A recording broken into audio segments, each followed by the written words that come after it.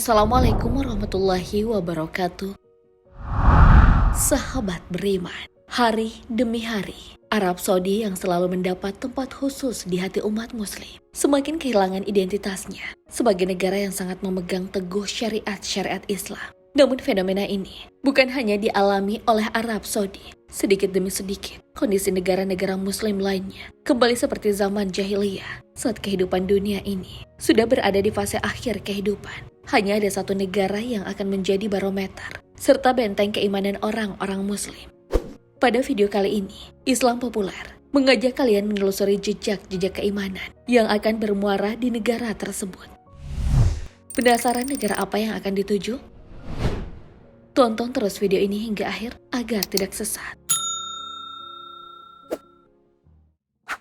Penelusuran jejak keimanan umat muslim berawal dari dataran Arab Saudi. Hati muslim mana yang tak kecewa bila negara menjadi tempat kelahiran Rasulullah tak mengagungkan lagi pundi-pundi keislaman. Sejengkal demi sejengkal, tanah Arab yang selama ini dibangga-banggakan berubah menjadi tanah barat yang dieluh-elukan. Bagaimana tidak, budaya serta tradisi negara-negara non-muslim seolah mendapat gerbang khusus untuk memasuki wilayah kekuasaan Raja Salman.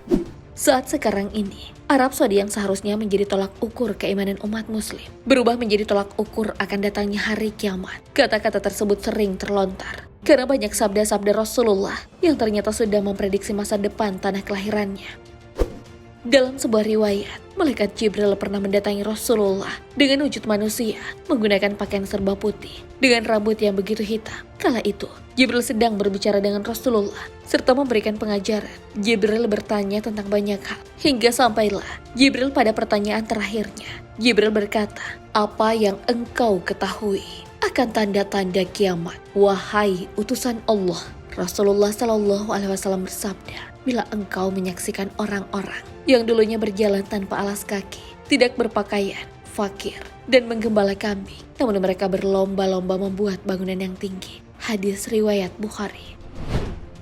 Pada riwayat lain, Ibnu Abbas radhiyallahu anhu pernah menanyakan maksud dari hadis tersebut. Ia bertanya, "Wahai Rasulullah, siapakah penggembala yang tak memakai sendal serta fakir itu?"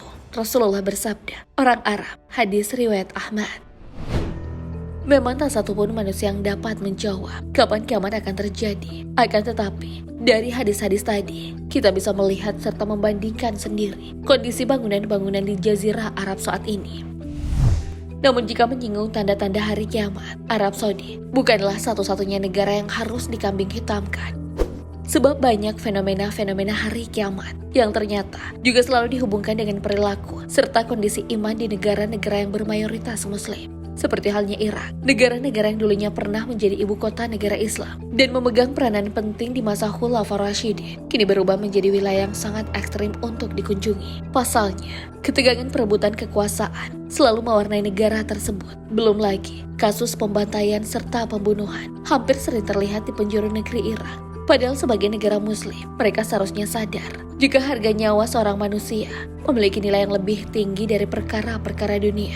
Sebagaimana Rasulullah Shallallahu Alaihi Wasallam bersabda, "Di sisi Allah, hilangnya nyawa seorang muslim lebih besar perkaranya dibanding perkara dunia.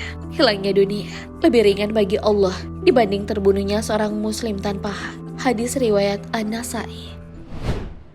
Sebenarnya, negara-negara Jazirah Arab yang dulunya menjadi tolak ukur keimanan umat muslim harus selalu menjaga kehormatan dengan mempertahankan syariat Islam yang sudah dibawa oleh Rasulullah. Sayangnya, tipu daya dunia ternyata tak bisa dikendalikan oleh negara tersebut. Namun dari sekian banyak hadis tentang keistimewaan negara Islam yang telah ditelusuri, ditemukan satu negara yang masih kental dengan identitas keimanan umat muslimnya. Dialah negeri Syam. Jika melihat letak negeri ini dari peta dunia, Syam berada di bagian timur Laut Mediterania, sebelah barat Sungai Efrat, sebelah utara Gurun Arab, dan sebelah selatan Pegunungan Taurus.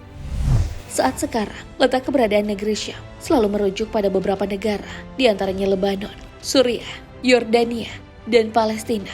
Menurut catatan sejarah Islam, Syam termasuk dataran yang pernah dikunjungi oleh Rasulullah saat beliau masih berusia remaja. Sebagaimana Syekh Safiyur Rahman Al-Mubarakfuri dalam kitabnya yang berjudul Sirah Nabawiyah mengatakan bahwa pada saat Rasulullah berumur 12 tahun, beliau turut serta menemani pamannya dalam sebuah perjalanan dagang. Ketika tiba di Syam, Rasulullah bertemu dengan seorang rahib Nasrani yang saat itu telah mengetahui tanda-tanda kenabian dalam diri Rasulullah. Dari kisah tersebut itulah, Syam dijuluki juga sebagai negara yang di dalamnya ada tanda kenabian Rasulullah.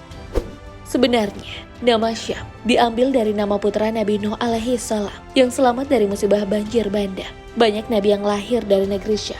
Dari negeri ini juga lahir agama Ibrahimiyah seperti Yahudi, Nasrani, dan Islam.